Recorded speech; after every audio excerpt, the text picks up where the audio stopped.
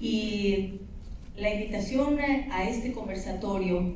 especialmente en el caso de la Fundación Frederick Ebert, y ellos harán y dirán algunas palabras, harán una presentación,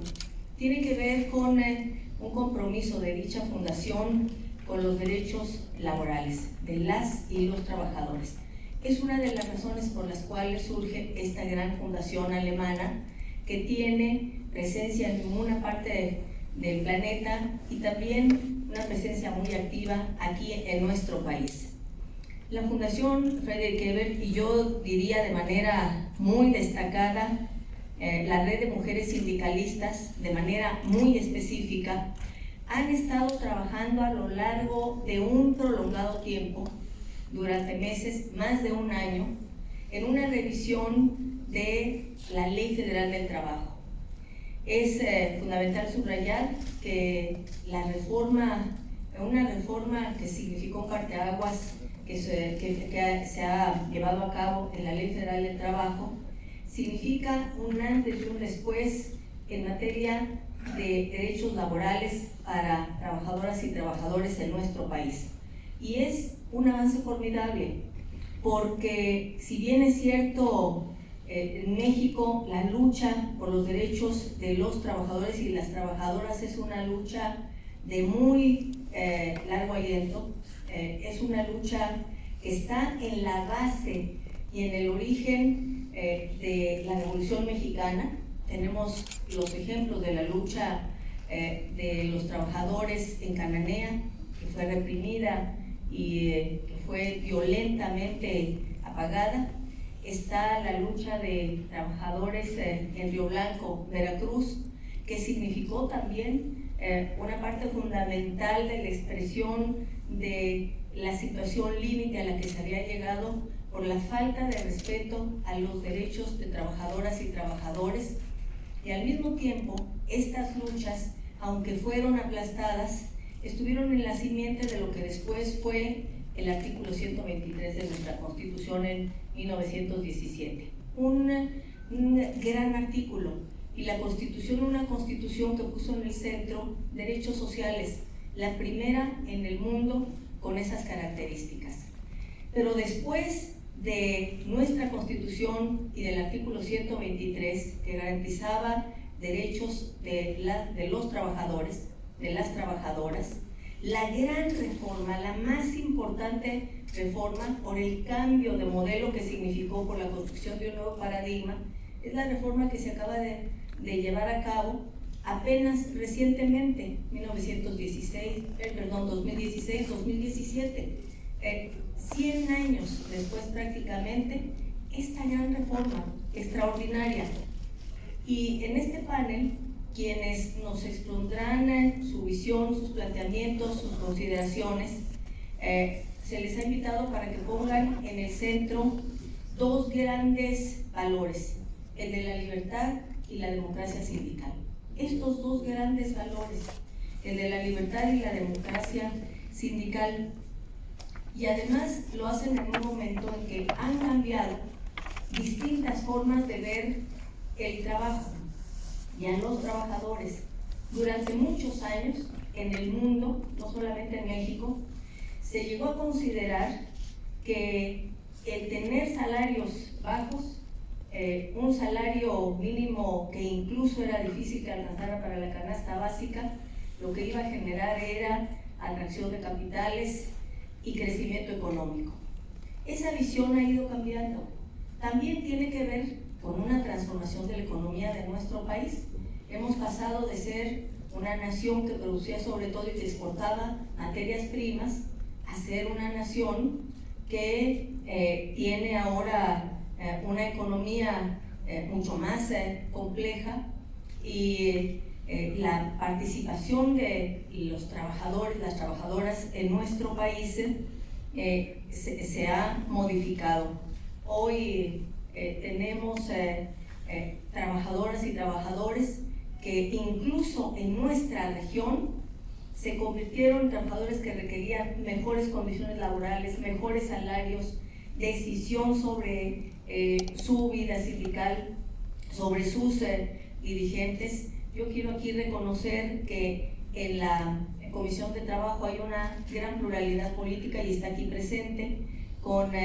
los diputados que están en este momento, la diputada Ana Karina Rojo Pimentel, diputada presidenta también de la Comisión de Bienestar, que es una participante activa de la Comisión de Trabajo, del diputado que además le quiero dar un saludo muy especial, Tereso Medina Ramírez, diputado federal, que también ha hecho un gran trabajo, la diputada Rojo Pimentel del PT, el diputado Tereso Medina del PRI, además con una enorme historia y trabajo en el ámbito sindical. Está también, y aquí quiero destacarlo, a diputadas que tienen un trabajo no solamente muy destacado, sino una participación activa en la asesoría sindical, y eso me parece que resulta muy relevante. Vienen a participar con conocimiento de causa, a hacer sus aportaciones, a dar sus puntos de vista, y aquí tendremos esta participación de diputadas y diputados que harán una exposición muy profunda. De cada uno se irán presentando el currículum, cada una y cada uno harán una exposición, pero yo lo que quiero poner en el centro es que hay una elaboración, un análisis que han hecho tanto el doctor Bouzas como el doctor Pablo Franco, y ellos han considerado que sería pertinente que los diputados, las diputadas escuchemos sus puntos de vista, su elaboración, y que también con la aportación que hagamos pudiera concluir esto en una reforma a la Ley Federal del Trabajo que la fortalezca y la consolide en el ámbito de los derechos laborales, sobre todo en el ámbito de la libertad y la democracia sindical. Yo no deseo extenderme mucho más porque se irá haciendo la presentación de todas y todos quienes están aquí, pero celebro además que un convenio de la Organización Internacional del Trabajo, el convenio 98, que había sido firmado por un número muy amplio de países, y México estaba en rezago. Finalmente, con esta reforma que se hizo, se concreta. Es el convenio 98 el que se refiere al derecho a la sindicación y el derecho a la negociación colectiva. Ha pasado un gran camino. Esta reforma ha hecho cambios sustanciales. Hemos pasado desde el tripartismo, ese espacio para la negociación tripartita, a una nueva institucionalidad en la cual ya no es el tripartismo, sino sobre todo los tribunales con el Poder Judicial, en donde se dirimen los litigios que hay en el ámbito laboral. Se ha avanzado en el ámbito de la democracia sindical, pues mientras habíamos avanzado en la democracia electoral en nuestro país, todavía faltaba camino por andar en el ámbito de la democracia sindical. Ya la reforma y la ley garantizan el voto directo, secreto, personal de las trabajadoras y los trabajadores como una garantía que tiene que ser estrictamente cuidada y que permita que ese voto sea un voto absolutamente libre.